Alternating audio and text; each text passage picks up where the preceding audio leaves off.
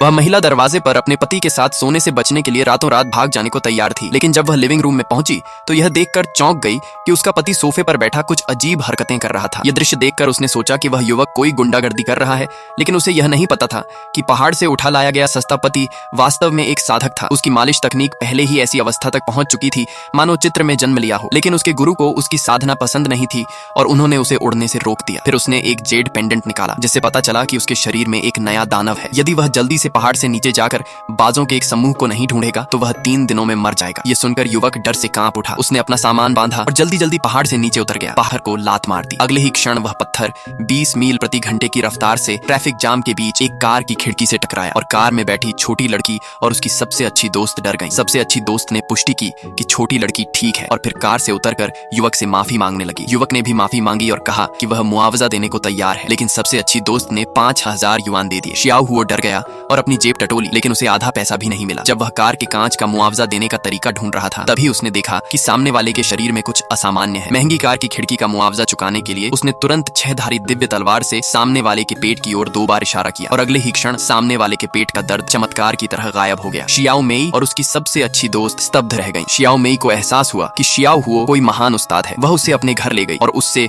उस बूढ़े व्यक्ति को देखने के लिए कहा जो आग से अंधा हो गया था। उसी समय झांग परिवार का बड़ा बेटा झांग माजी बुरी नियत से अंदर घुस आया। वह लंबे समय से शियाओ मेई की सुंदरता और संपत्ति पर नजर रखे हुए था, इसीलिए उसने शियाओ हुओ को ठग कहकर बदनाम किया और ऊंची आवाज में कहा कि यदि वह बूढ़े व्यक्ति की बीमारी बता सके तो वह घुटनों के बल बैठकर उसे दंडवत करेगा। झांग माजी ने उम्मीद नहीं की थी कि शियाओ हुओ ने बूढ़े व्यक्ति की बीमारी एक नजर में पहचान ली। फिर उसने शियाओ मेई से उसका रेशमी दुपट्टा देने को कहा। सबको लगा कि उसका इरादा गलत है, लेकिन उसने गंभीर स्वर में बताया कि यदि वह अपने दादा को बचाना चाहती है तो तुरंत ऐसा करे, वरना दोपहर 12 बजे के बाद उसके दादा जीवित नहीं रह पाएंगे। स्थिति की गंभीरता देखकर शियाओ मेई ने रेशमी दुपट्टा उतारकर उसे दे दिया। शियाओ हुओ ने आंखें बंद कर ध्यान लगाया और तुरंत कीड़े का स्थान पहचान लिया। उसने हवा में एक ताबीज बनाया और क्रिया करते ही बूढ़े व्यक्ति के शरीर में हरकत होने लगी। कुछ ही क्षणों में बूढ़े व्यक्ति की स्थिति बदल गई और सब लोग स्तब्ध रह गए। झांग माजी यह सब देखकर विश्वास नहीं कर सका। उसने पूछा कि शियाओ हुओ आखिर है कौन जो प्राचीन विष कीट का भी समाधान कर सकता है, लेकिन शियाओ हुओ ने उसे महत्व नहीं दिया और अपनी शक्ति का प्रदर्शन